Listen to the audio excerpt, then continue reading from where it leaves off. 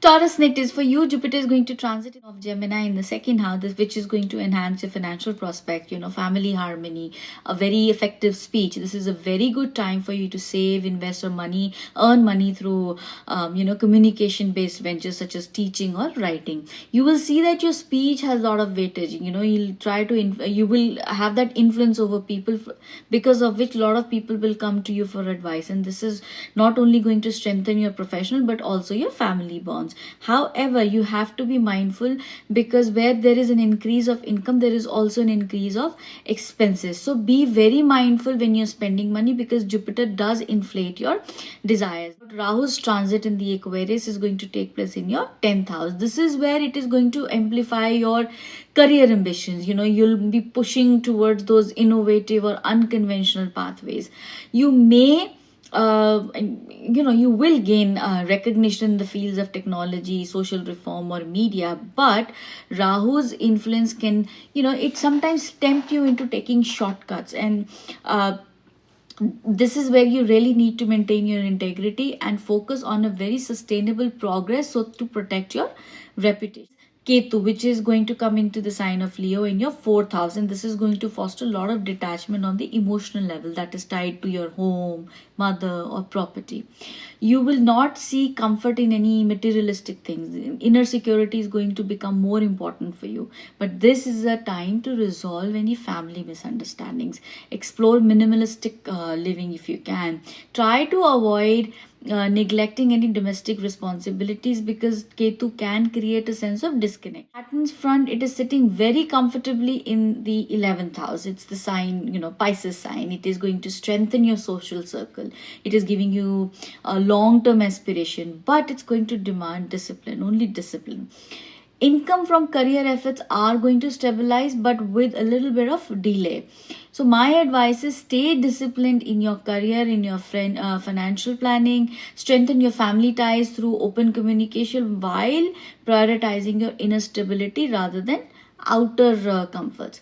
Make sure to have regular health checkups and have a balanced routine that is going to support that Saturn's energy. For you, Jupiter is going to give you a financial boost during the second quarter and then the third quarter, and then Rahu is going to push your career in the fourth quarter. So these are the very important periods. So the key here is to balance your space and earth element. So keep a bronze or a brass metal, something in metal in your northwest corner of the house to stabilize Rahu. Keep something green in the northeast for growth. To balance that Ketu's fiery energy in the 4th house, clean and use red color in the southeast corner of your house. चलिए आज बात करते हैं वृषभ राशि की। वृषभ राशि आपके लिए गुरु जो है वो आपके दूसरे भाव में गोचर करेंगे मिथुन राशि में। ये आपके लिए एक फाइनेंशियल प्रोस्पेक्ट्स जो हैं वो बहुत ज़्यादा अच्छे हो जाएंगे। आपके अंदर फैमिली के अंदर आप देखेंगे कि बहुत ज़्यादा कोई तनाव नहीं है, बहुत एक अच्छा सा माहौल है, और आपकी जो वाणी है उसके अंदर बहुत वेटेज है। ये बहुत अच्छा टाइम है आपके लिए सेव करने का, इन्वेस्ट करने का, या कुछ नया शुरू कर सकते हैं जैसे कि टीचिंग या राइटिंग, वहाँ से भी आपको फ़ायदा होगा। आपकी जो स्पीच है, वाणी है, उसके अंदर बहुत ज़्यादा आप देखेंगे वेटेज आएगा, जिससे बहुत सारे लोग आपके पास सलाह मांगने आएंगे। अब जब ये सलाह मांगने लोग आएंगे तो आपके लिए अपॉर्चुनिटीज भी बढ़ेंगी, जिसमें आप देखेंगे कि आपके प्रोफेशनल और पर्सनल लाइफ जो है दोनों ही बेहतर हो रही है। अब याद रखिए, गुरु जो है जहां पर तो आपको इनकम में बढ़ोतरी दे रहे हैं, वहीं पर आपके खर्चे भी बढ़ाएंगे। तो अपने खर्चों पर नियंत्रण रखना ज्यादा जरूरी है, बिकॉज गुरु जो है आपकी इच्छाओं को भी बढ़ाते हैं। राहु कुंभ राशि में आ रहे हैं और आपके 10वें भाव में आएंगे। अब देखिए 10वें भाव में जब राहु आते हैं तो वो आपका जो मोटिवेशन है उसको बहुत ज्यादा बढ़ा देते हैं। आपकी जो करियर एम्बिशन है उसको बहुत ज़्यादा बढ़ाएंगे। आप इनोवेशन और वो तरीके जो ज़्यादातर लोग सोच नहीं पाते, उस तरीके उस पाथ पर आप चलने की कोशिश करेंगे।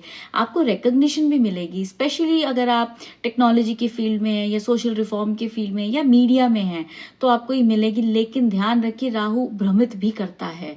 ऐसा ना हो कि आप अपने कुछ ऐसे शॉर्टकट्स लें जिससे कि आपको आपकी रेपुटेशन को नुकसान पहुंचे। तो वहां पर आपको एहतियात बरतना बहुत ज़्यादा ज़रूरी है। राहु के बिल्कुल ऑपोजिट जो है वो केतु बैठे हैं, जो आपके चौथे भाव में आएंगे सिंह राशि में।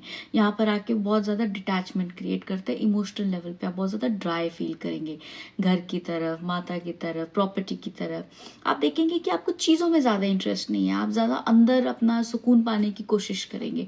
अच्छी चीज है, लेकिन कोशिश कीजिए कि आपकी फैमिली के अंदर कोई मिसअंडरस्टैंडिंग्स है तो उस चीज को आप सॉल्व करें।